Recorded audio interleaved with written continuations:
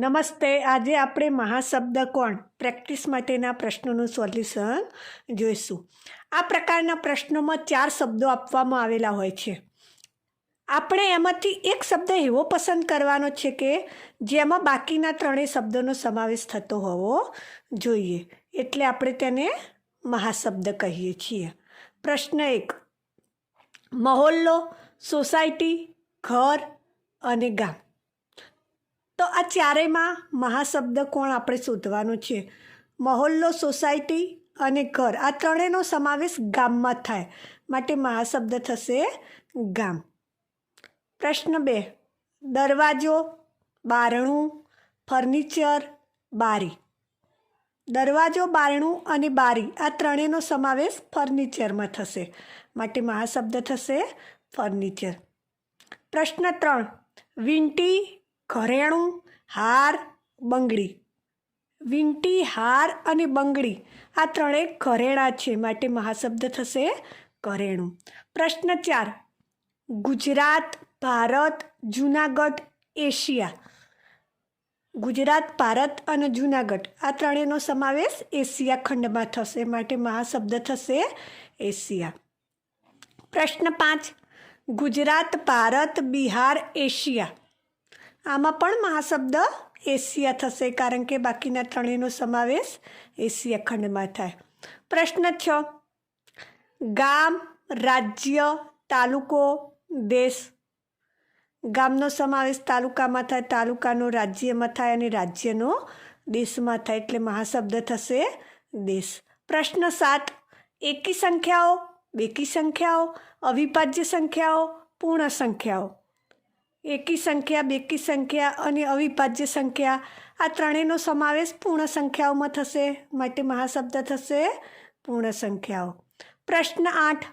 ગાય, ભેંસ, પશુઓ, ઘોડો. તો ગાય, ભેંસ અને ઘોડો આ ત્રણેયનો સમાવેશ પશુઓમાં થશે, માટે મહાશબ્દ થશે પશુઓ. પ્રશ્ન 9. જંગલ, દરિયો, પૃથ્વી, પર્વત. જંગલ, દરિયો અને પર્વત આ ત્રણેય પૃથ્વી ઉપર હોય, માટે મહાશબ્દ થશે પૃથ્વી. પ્રશ્ન 10. પૂર્ણ સંખ્યાઓ, વાસ્તવિક સંખ્યાઓ, અપૂર્ણાંક સંખ્યાઓ અને પૂર્ણ વર્ગ સંખ્યાઓ. પૂર્ણ સંખ્યાઓ, અપૂર્ણાંક સંખ્યાઓ અને પૂર્ણ વર્ગ સંખ્યાઓ આ ત્રણેયનો સમાવેશ વાસ્તવિક સંખ્યાઓમાં થશે, માટે મહાશબ્દ થશે વાસ્તવિક સંખ્યાઓ. પ્રશ્ન 11. વાક્ય, શબ્દ, શબ્દ સમૂહ અને મૂળાક્ષર. શબ્દ, શબ્દ સમૂહ અને મૂળાક્ષરનો સમાવેશ વાક્યની અંદર થશે, માટે મહાશબ્દ થશે વાક્ય. પ્રશ્ન 12. ખીર, ખાંડ, દૂધ, ચોખા. ખાંડ, દૂધ અને ચોખા આ ત્રણેય મળી અને ખીર બનાવાય, માટે મહાશબ્દ થશે ખીર. પ્રશ્ન 13. તત્વ, પરમાણુ, અણુ, સંયોજન. તો મહાશબ્દ થશે સંયોજન. પ્રશ્ન 14. પૂર્ણાંક સંખ્યાઓ, એકી સંખ્યાઓ, બેકી સંખ્યાઓ, ઋણ સંખ્યાઓ. એકી સંખ્યાઓ, બેકી સંખ્યાઓ અને ઋણ સંખ્યાઓ આ ત્રણેય પૂર્ણાંક સંખ્યાઓની અંદર આવી જશે, માટે મહાશબ્દ થશે પૂર્ણાંક સંખ્યાઓ. પ્રશ્ન 15. જઠર, પાચનતંત્ર, સ્નાયુ, શરીર. જઠર, પાચનતંત્ર અને સ્નાયુ આ ત્રણેયનો સમાવેશ શરીરમાં થશે, માટે શરીર થશે મહાશબ્દ.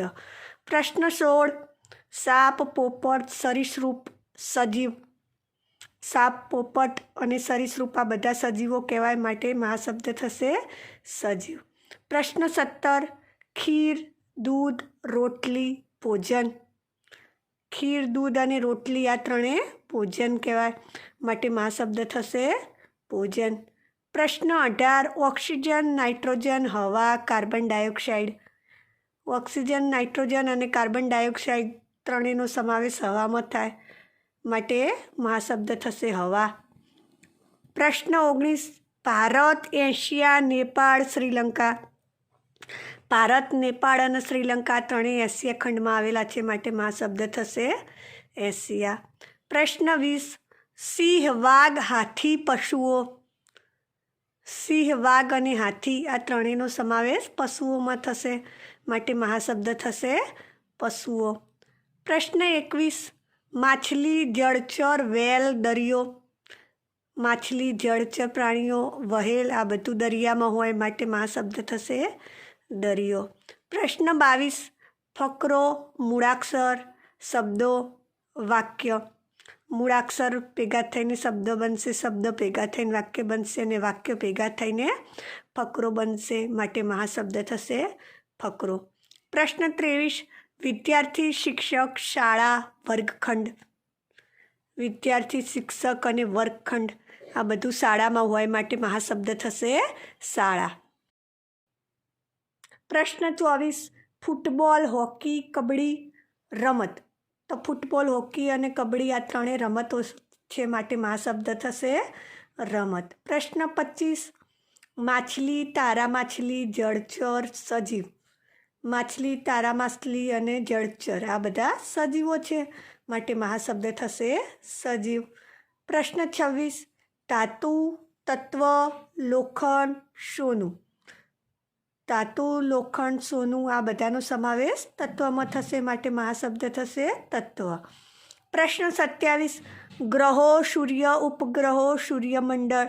તો ગ્રહો, સૂર્ય અને ઉપગ્રહો આ ત્રણેયનો સમાવેશ સૂર્યમંડળમાં થશે માટે મહાશબ્દ થશે સૂર્યમંડળ.